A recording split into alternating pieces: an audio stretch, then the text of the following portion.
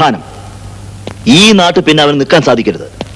ഉത്സവം മുടങ്ങിയാൽ നാട്ടുകാരവനെ പിച്ചു കീറും. അതോടെ അവൻ നാട് വിട്ടോടും. അപ്പോൾ അവന് മനസ്സിലാകും ഈ അനിയൻ തിരുമേനി ആരാണെന്ന്. അവനൊരു പുഴുവല്ലേ തിരുമേനിയുടെ മുന്നില്, ഇത്രയും പറയാൻ എന്തിരിക്കുന്നു?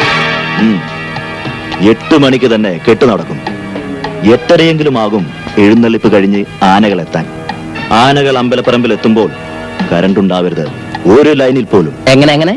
അതായത് ഞാനും പാർവതിയും തമ്മിലുള്ള കല്യാണം കഴിഞ്ഞ് കാറുകൾ പുറപ്പെട്ടാൽ കറണ്ട് പോയിരിക്കണം. മനസ്സിലായോ? ഇക്കാര്യത്തിൽ ഞാൻ നിങ്ങളുടെ കൂടെയാ.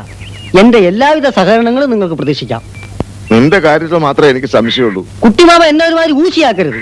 കണ്ടാ നീർക്കോലി പോലെ ഇരിക്കും, അത് വേറെ കാര്യം. അതൊക്കെ പോട്ടെ, കാര്യത്തിന്റെ ഗൗരവം നിങ്ങൾക്ക് മനസ്സിലായല്ലോ. അത് ഇനി പ്രത്യേകം പറയണോ? ധൈര്യമായിട്ടിരിക്കുക, എല്ലാം ഭംഗിയായിട്ട് നടക്കും. ഈശ്വര, അത് മതി.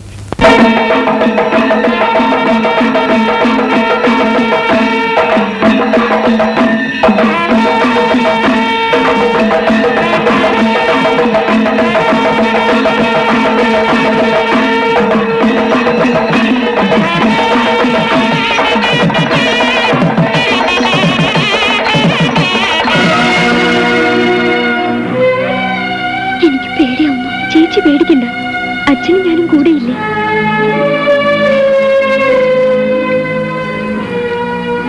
മണി 7 കഴിഞ്ഞല്ലോ. മണവാട്ടി പെണ്ണ് ഇനി ഒരു കഴിഞ്ഞില്ലേ? ഇപ്പൊ കഴിയും.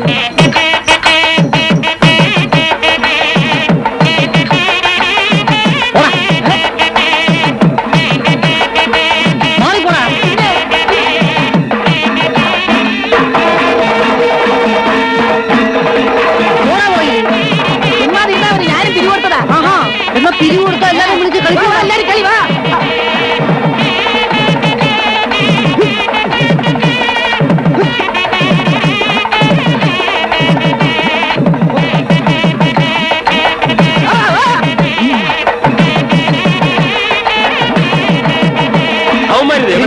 കാണും. നീ ഇവിടെ തീവട്ടിയും പിടിച്ചോണ്ട് നിന്ന് കാര്യങ്ങൾ ഉറപ്പിക്കരുത്. ഞാനല്ലേ പറഞ്ഞത്, നിങ്ങൾ ധൈര്യമായിട്ട് വെച്ചോ. ഞാൻ പറഞ്ഞോണ്ട് ഒരു സംശയം. അവൻ ഫിറ്റായിട്ട് തുള്ളുന്നുണ്ടോ? നീ എന്തിനാ ഇവിടെ ഞാൻ തുള്ളുകയോ തുപ്പുകയോ എന്തെങ്കിലും ചെയ്യും. അതൊന്നും നിങ്ങൾ അറിയണ്ട. കൃത്യം 8 മണിക്കല്ലേ നിന്റെ ചൊണ്ടെന്തായി? ഉത്സവം പ്രമാണിച്ച് പിന്നെയും പറ്റും. പറഞ്ഞു ചെയ്തില്ലെങ്കിലേ പിന്നെ ഞാൻ പറഞ്ഞേക്കാം.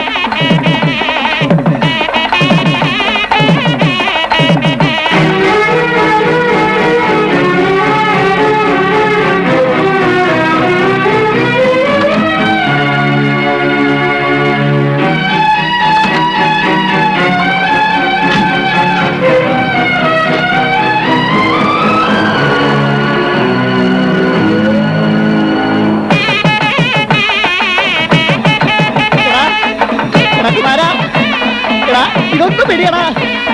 എടാ ഇതൊന്നും പിടിയടാ. എനിക്ക് അങ്ങ് പിടിച്ചോണ്ടാ. എന്റെ മുണ്ടൊരിഞ്ഞ് പോകണ, ഒന്ന് പിടിയടാ.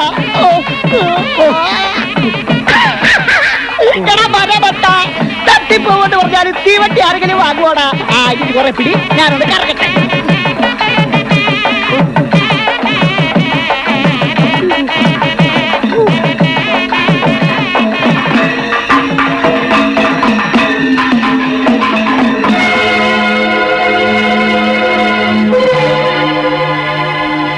സമയമായല്ലോ എന്റെ ഭഗവതി. ഇതൊന്ന് പിടിച്ചോ, മണി 8 പോണു. ഒന്ന് പോടോ. അയ്യോ ദൈവമേ, ആകെ കുളമാവുന്ന തോന്നുന്നു. ആരെങ്കിലും ഒന്ന് പിടിക്കോ. 8 മണിക്ക് തന്നെ പെണ്ണ് വന്നോട്ടെ. താലിയെല്ലാം പൂജിച്ചു വരുമ്പോ മുഹൂർത്തം ആയിക്കോളും. എന്താ ഇപ്പൊ ഇത്ര ധൃതി? 9 മണി വരെ മുഹൂർത്തം ഇല്ലേ? നിങ്ങളിത് എവിടെ പോയി കിടക്കുക? ഞാൻ ആകെ പേടിച്ചു പോയി. ചേട്ടൻ ഒന്നും പേടിക്കണ്ട, നമ്മൾ പ്ലാൻ ചെയ്ത പോലെ എല്ലാം നടക്കും. മുഹൂർത്തത്തിന് നേരമായി. ആ നീർക്കോലി പറഞ്ഞതുപോലൊക്കെ കറക്റ്റായിട്ട് ചെയ്യുമോ? പേടിക്കണ്ട, ഒരു കുഴപ്പമുണ്ടാവില്ല. അയ്യോ, എന്താടാ? അവൻ ആനയുടെ മുമ്പിൽ തീവട്ടി പിടിച്ചോണ്ട് നിൽക്കുക. ഓ, ചതിച്ചോ എന്റെ ഭഗവതി. ചേട്ടാ എനിക്കൊന്ന് പിടിക്കാൻ പറ്റും. പോടാ, ഇത് പിടിക്കാൻ നീ പിരിവ് കൊടുത്തതാണോ? എന്നാ പിടിച്ചോ. കുറച്ചു നേരം കൂടുതൽ പിടിച്ചോളെ. പെണ്ണ് വന്നോട്ടെ.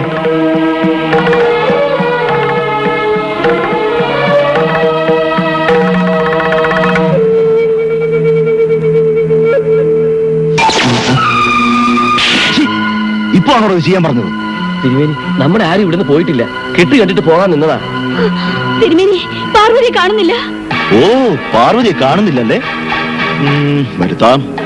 സുഭദ്രാമ വിഷമിക്കണ്ട. പിടിച്ചു കേട്ടോ കണ്ടു.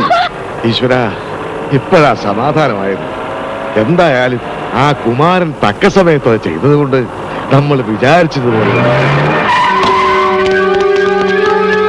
എന്താ എന്താ പെണ്ണിനെയും കൊണ്ട് അത്ര എളുപ്പം രക്ഷപ്പെടാമെന്ന് കരുതി അല്ലേ? വയ്ക്കോ, പക്ഷെ അവളുടെ അമ്മയും അനിയത്തിയും ഞങ്ങളുടെ കസ്റ്റഡിയിലുണ്ട്.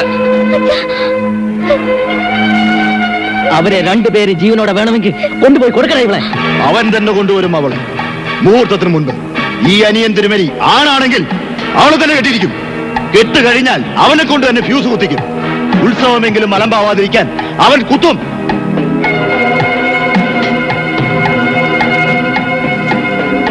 ഓ, കരണ്ടടിച്ചൊരു മരണം കഷ്ടമാണെന്നറിയാം. പക്ഷേ നിവൃത്തിയില്ലാഞ്ഞിട്ടാ സുഭദ്രാമേ. കല്യാണത്തിനെ എതിർത്ത അമ്മയെയും അനുജത്തിയെയും മനഃപൂർവ്വം ചോക്കടിപ്പിച്ച് കൊന്നു. അവൻ കമ്പി എണ്ണണം. അതിന് ഞാൻ ആലോചിച്ചിട്ട് ഈ ഒരൊറ്റ വഴിയേ ഉള്ളൂ. ക്ഷമിക്കണം. വരട്ടെ.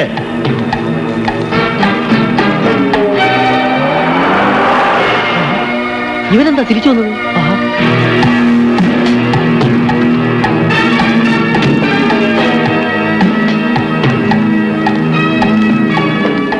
ലക്ഷ്മി സുഭദ്രാമ എവിടെടാ? പാർവതി എവിടെ?